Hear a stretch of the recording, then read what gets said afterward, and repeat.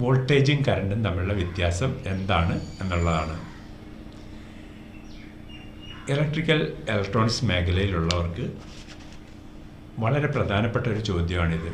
ഈ ചോദ്യത്തിന് ഉത്തരം കണ്ടെത്താൻ ശ്രമിക്കുന്നതിലൂടെ വോൾട്ടേജ്, കറണ്ട് എന്നിവ സംബന്ധിച്ച് നമുക്ക് എത്രമാത്രം ആഴത്തിൽ അറിവുണ്ട് എന്ന് സ്വയം പരിശോധിക്കാൻ സാധിക്കും. അല്പസമയം ഈ വീഡിയോ ഒന്ന് പോസ് ചെയ്തുകൊണ്ട് അവ തമ്മിലുള്ള വ്യത്യാസം ഒന്ന് കണ്ടെത്താൻ ശ്രമിച്ചുകൂടെ?